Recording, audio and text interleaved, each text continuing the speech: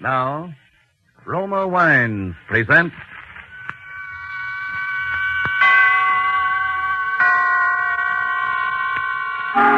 Suspense. Tonight, The Man Who Couldn't Lose, starring Gene Kelly. Suspense is presented for your enjoyment by Roma Wines. That's R-O-M-A, Roma Wines. Those excellent California wines that can add so much pleasantness to the way you live, to your happiness in entertaining guests, to your enjoyment of everyday meals. Yes, right now, a glassful would be very pleasant as Roma Wines bring you Suspense.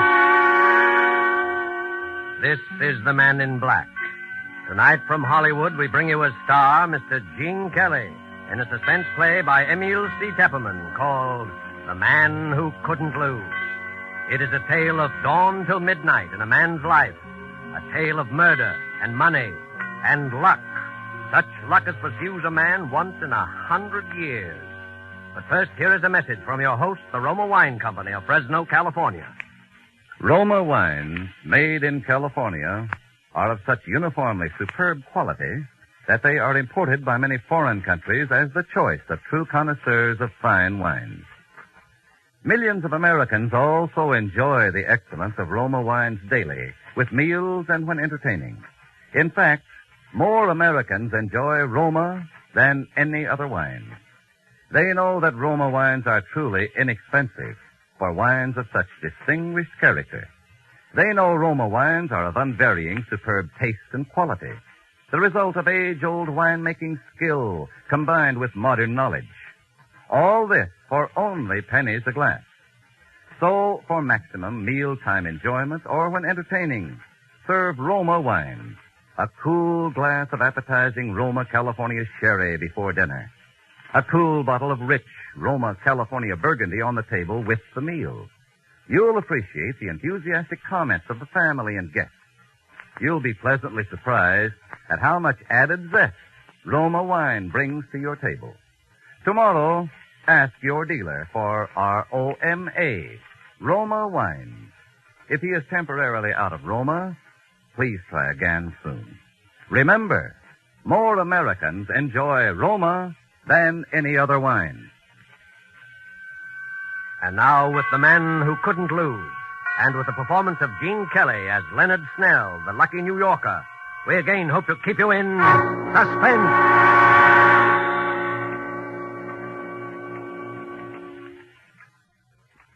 You feeling all right now? Sure, I feel swell. You better not talk any more, though. Oh, why not? I got nothing to worry about. That's what I'm telling you. Something's happened to me. I'm not scared. Just like old man Markley said, it doesn't happen often, but when it does, well, it's happened to me. Something's happened to me that doesn't happen once in 100 years. And it all happened in one day. Yeah, it began this morning.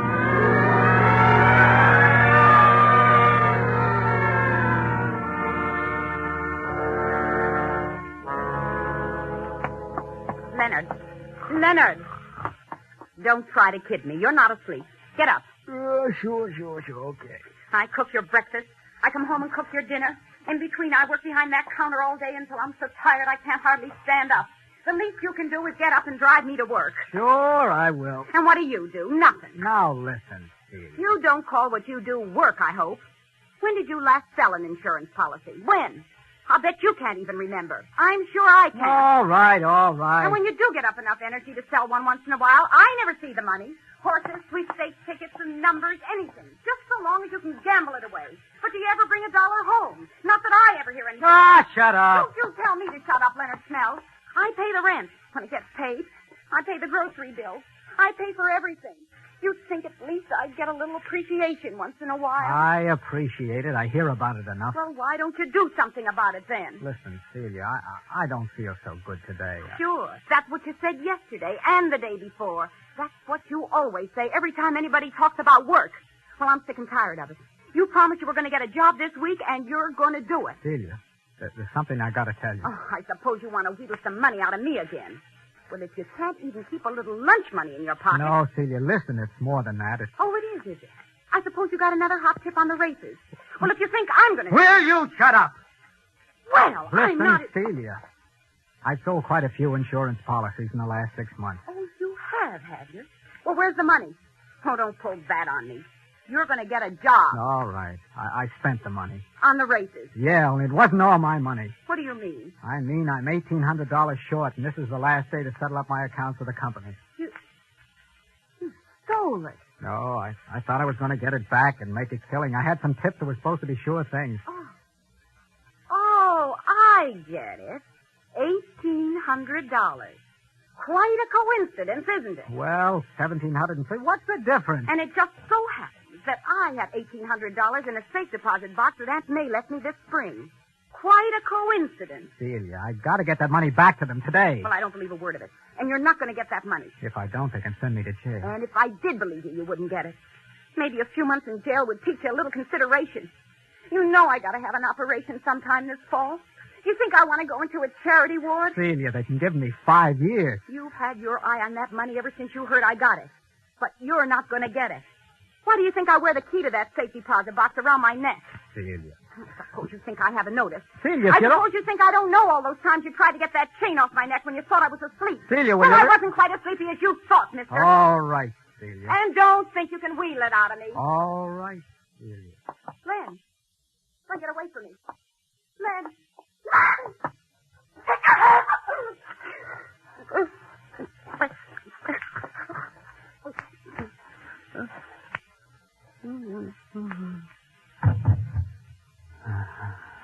I knew I'd have to do that to you someday.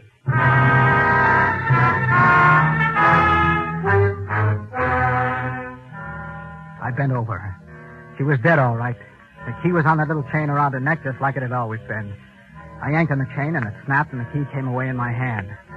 I shaved and got dressed, and then I went through a purse. It was $9 and some change and the usual junk and that Irish sweepstake ticket made out in the name of I'm a Winner. I put the money in my pocket and the ticket in my wallet. I was all set to go now, except for writing the letter. All of a sudden, I realized that what I was doing didn't seem strange to me at all. It was like one of those dreams where you think it's all happened before sometime. I wrote, "To the police, I have killed my wife in a fit of anger. I can't go on living anymore after doing a thing like that to Celia. I'm short in my accounts, too, so there's only one thing for me to do. Don't bother looking for me. By the time you get this letter, you can find me in the city morgue. Yours truly, Leonard Snell."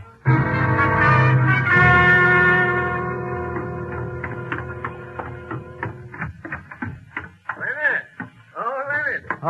Oh, good morning, Mr. Mosley. Leonard, I just had some great news. I knew you'd want to hear about it right away. Well, I'm in sort of a hurry this morning, all Mr. right. Wait till you hear this. You know that picric acid dye formula I've been working on? Yeah. The government's just bought an option on it. They're going to try it out under factory conditions. And when they do, well, my boy, it'll be worth $1 million. Well, what do you know? That's really great. Well, I guess I better be... I have decided to take out that annuity you've been trying to sell me. Got an application with you? You... Oh, yeah, sure. Come on inside. Oh, hello there, Leonard. Good morning. Why, my land, you look as though you'd just seen a ghost or something. Just sold a policy. You don't sell them like that every day, do you, my boy? What's that first premium? About $3,400, isn't it?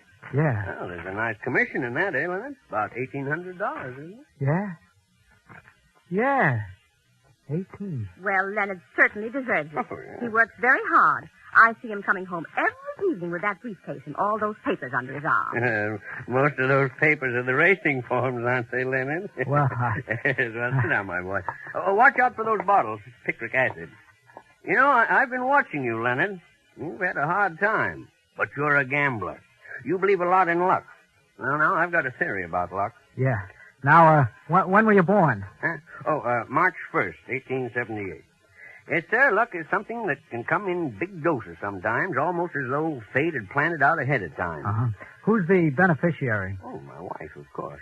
There's a perfectly good mathematical explanation for it. Of course, a number of unrelated events converge, and they all add up to the good fortune of a single man. Happens once in a century, perhaps, but it does happen. Uh-huh. You can make the check out. Of course. Why don't I make it out to you personally? Then I can collect that 3 months' rent you owe me, huh? Well, sure. That'll be $3,255. Oh, fine. I'll make it right out. You know, Leonard, I was saying to Sam just this morning, I'm almost as glad for your sake as for ours. My, won't Celia be surprised? Huh? I said, won't Celia be surprised? Yeah. Hey, where is Celia? She usually leaves for work long before this, and I always hear her. Well, she's... Oh, Leonard, don't tell me there's anything wrong. I know she hasn't been feeling well lately. No. She's got a little headache, you know. Oh, poor thing. Why didn't you tell me? I'll go right upstairs and fix her some... No, you better not. She told me she wanted to sleep. She's asleep now. Oh, well, then I won't bother her. Well, my boy, here's your check. Thanks. Now, don't play that on the races. Don't worry.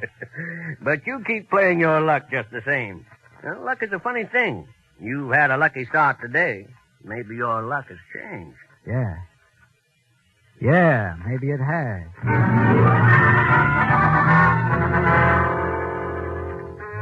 Why couldn't he have signed it yesterday?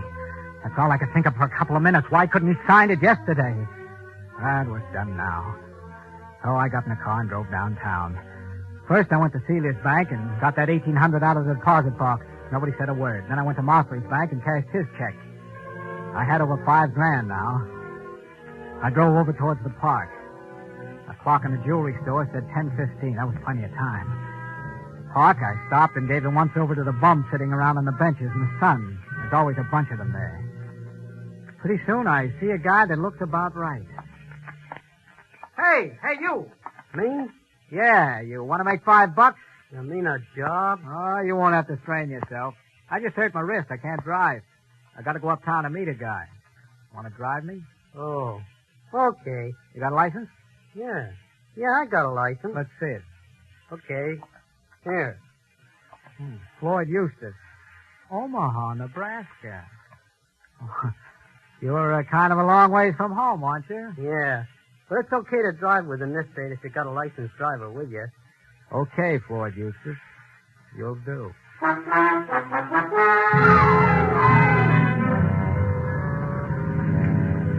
We get in the car and head uptown. My luck is holding all right. This guy couldn't have been better if I'd looked a week. I see another clock, and it's only a little past 10:30 now. I still got lots of time, so I decided to clean up the details now. How am I doing? Okay, but turn right at the next block, Floyd. I want to go by the 43rd Street post office and mail a letter. Sure. You could mail it at a letterbox, though. Yeah, but, I don't want to mail it at a letterbox. Oh, okay. I go into the post office and get a stamp and mail a letter.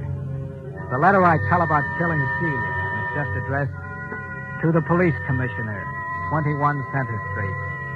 Somehow I just don't trust the letterbox because if the police don't get that letter right on time and start looking, it's not so good. I go out and get in the car and tell Floyd Eustace where to go. We head uptown, and after a while we get to Fort Tryon Park, right up above Riverside Drive, looking over the river. There's hardly ever anybody up there at this time of year, so I feel pretty safe. Sure enough, there wasn't. I got the monkey wrench out, and I had it in my hand. This right? Yeah. Just pull over there up against the rail.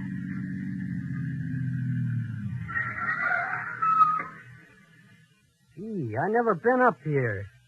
Must be quite a drop down there. A couple of 100 feet, huh? Uh-huh. This where you're supposed to meet the guy? Yeah. Right here.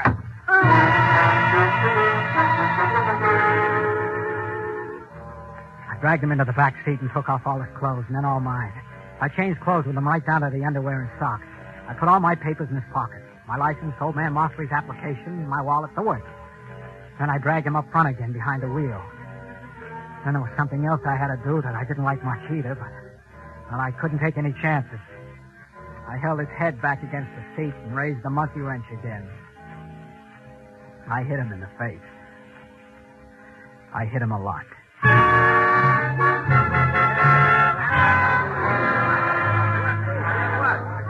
Stand back now. Stand back. I tell you, officer, it didn't land more than 3 feet from me. Not more than 3 feet. What happened? This car just rolled off the Palisades up there somehow and landed smack in the middle of the street. Gee, look at his face. He must have gone right through the windshield. Poor fella. Guy named Snell. Leonard Snell. I was free. I was free of Celia and all her belly aching. I was free to do anything I wanted. I had $5,000 in my pocket, and the cops had Leonard Snell's body down in the morgue, just like I told them they would in the letter. Oh, my luck was holding, but good. I went over to the 181st Street bus station. There was a bus leaving for Boston in 20 minutes. I bought a ticket. Then I got a paper in the corner and went into the cafeteria there and sat down at the counter. I was pretty hungry. What's yours? Scrambled eggs with bacon, French fries, orange juice, and coffee. And, I gotta catch a bus. It won't take long, will it? No longer than it takes an egg to scramble. Oh, excuse me. Well, that's all right, Mac. I like to read a newspaper while I eat myself. Kind of aids the digestion, I find. Yeah. Here's your orange juice. Thanks. Oh, gee. Some guys have all the luck, don't they? I said some guys have all the luck. I was just noticing in your paper there about those Irish sweepstake winners. Oh, yeah. What's the matter? You feel bad? Have all the luck.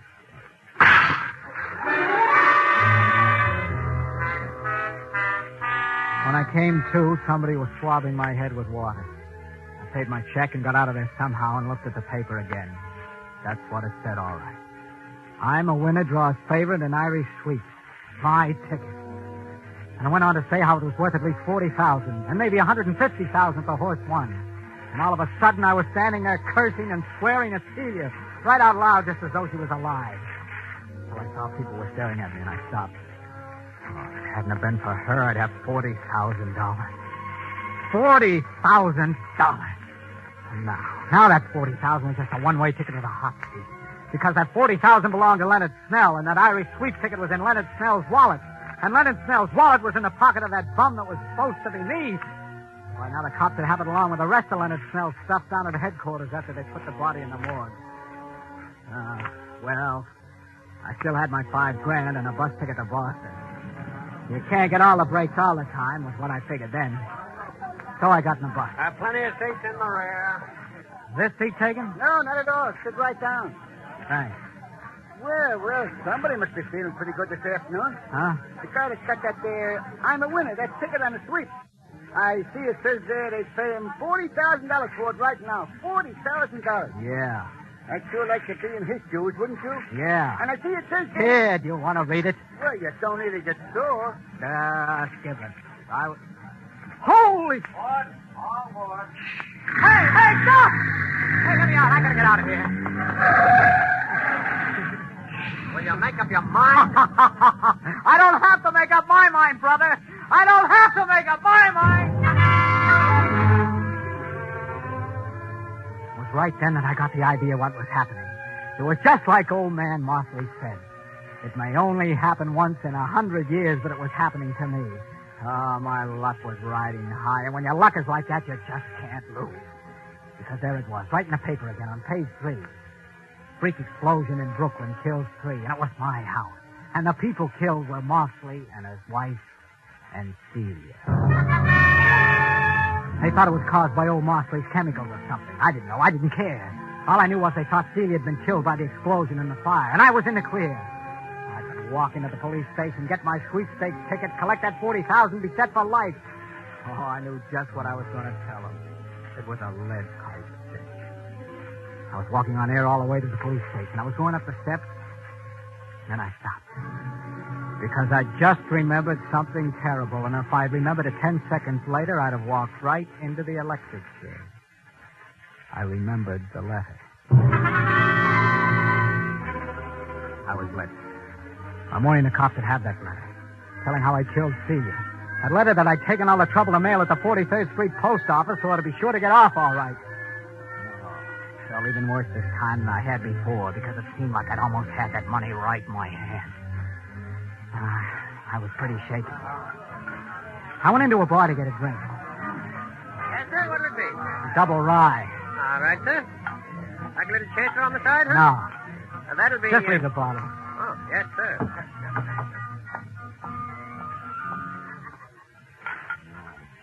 Now we bring you 5 minutes of the latest news. Hey, sign it up, will you? Yeah, sure. New York City. In one of the most daring holdups in the annals of New York crime, a gang of armed men this noon robbed a United States mail truck just as it was leaving the 43rd Street post office, removing 8 sacks of mail, the entire morning collection of the post office. Apparently, the gunmen were after a shipment of currency destined for the Federal Reserve Bank. But according to officials, the joke is on the gangsters. All they got was the regular mail. The hold-up stage before daylight was witnessed by numerous... Here. Oh, wait a minute. You got change coming. Keep the change! I knew it had happened now. I couldn't lose. I simply couldn't lose. Because those mugs that stuck up that mail truck had got my letter. Nothing in the world could stop me now.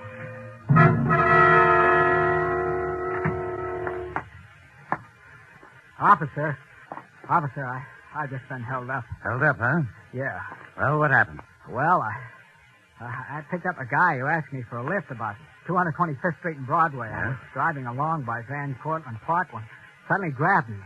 Then he hit me with something. That's all I remember until I woke up lying in the park.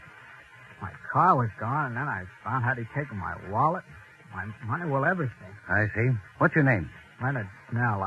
Leonard Snell. Yeah, that's right. Oh. Say, Lieutenant. Huh?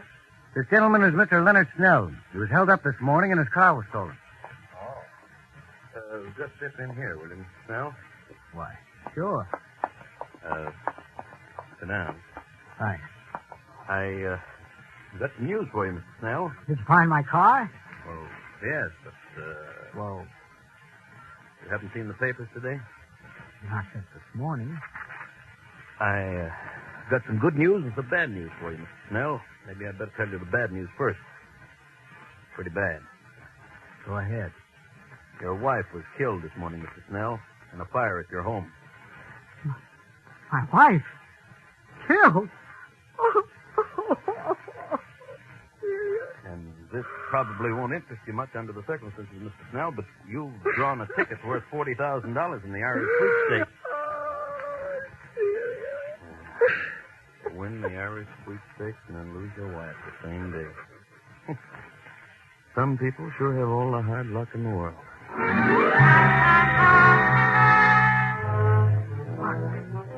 Luck. Within about 15 minutes, more things were happening to me that can happen to most guys in a dozen lifetimes. And then comes a jackpot I've been waiting for. Yeah, I wish you could hold that. Hold it, Mr. Snell. Hold that pose right there. Just one more, will you, please? If you care to make a statement, Mr. Snell, would you mind telling the public how you feel? I know it's pretty tough, but if you could just make a statement. Please, fellas, please. Please give us a break, will you? Excuse me. I hate to trouble you at this time, Mr. Snell, but the banking syndicate I represent is prepared to offer you $40,000 in cash for your sweepstakes ticket. I have the money right here in cash. All right, but I don't care much about the money now.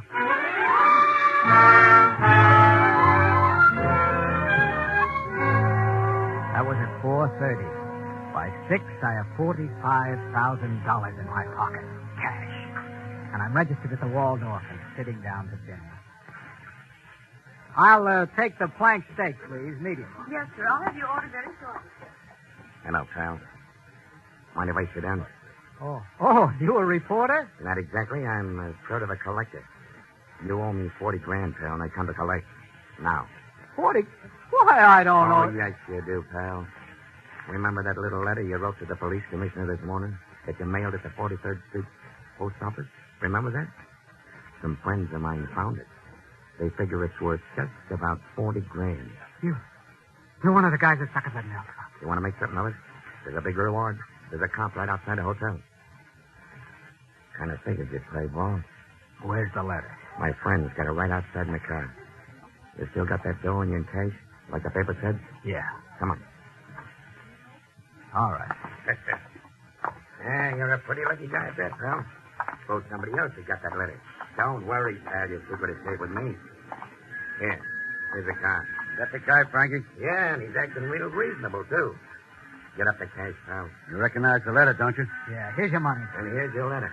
Only don't try anything funny because we still know what that letter says. And the cops could always dig up the body and find out how your old lady really kicked off. Couldn't they? I think he gets the idea. So long, pal. Officer! Officer! Those are the gangsters. They have Come on, get down. Somebody better help that poor man. He's been shot. The poor fellow looks like he's paralyzed or something. You. Yeah, Al. You go call an ambulance. I'll stand by this man here. Okay. What's up, Jerry? We just had a little shooting match with those mail robbers. The other boys got him down the street, but this poor man was shot when they fired back.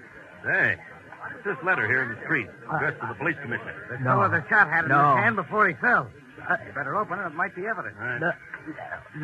No. What? No. Leonard Snell again. Better put a guard on Snell at the hospital, Jerry. From the looks of this letter, he's going to stand trial for murder.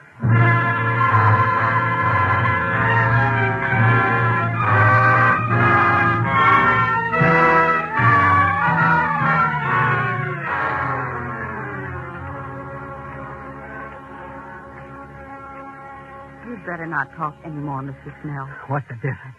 What's the difference how much I talk? That's what I wanted to tell him. Once they did get the letter, I'll never go to trial. Because I got luck. Don't you see? It comes once in 100 years, and I got it. I got that kind of luck. And when you got that kind of luck, you can't lose. You can't lose. You can't lose.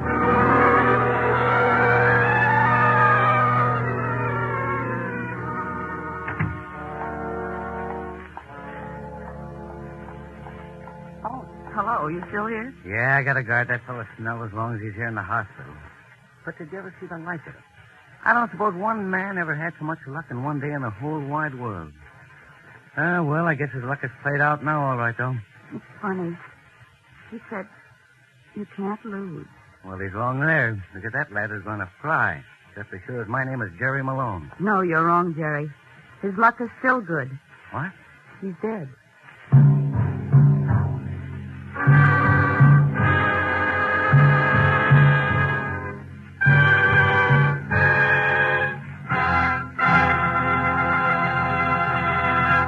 And so closes The Man Who Couldn't Lose, starring Gene Kelly. Tonight's study in Suspense. Suspense is produced and directed by William Spears. Have you discovered, as so many thousands of Americans have, how much Roma wines add to the enjoyment of your meals? How their superb taste makes special occasion feasts out of everyday meals? Find out for yourself what a marvel worker Roma wine can be in giving any meal new compliment-rousing zest. Start off the meal with an appetizer, Roma California Sherry. Then place on the table a cool bottle of Roma California Burgundy. You'll be amazed at the tremendous difference Roma wine makes in the enjoyment of your food. Don't overlook this easy way to add extra enjoyment to everyday living at a cost of only pennies a glass. Take a tip from the millions who enjoy Roma wines at meals when entertaining. Ask for R-O-M-A, Roma wines. Remember, more Americans enjoy Roma than any other wine. Gene Kelly appeared through the courtesy of Metro-Goldwyn-Mayer, producers of the Technicolor production Kismet. Next Thursday, same time, you will hear Mr. John Hodiak as star of Suspense. Presented by Roma Wines. R-O-M-A. Made in California for enjoyment throughout the world.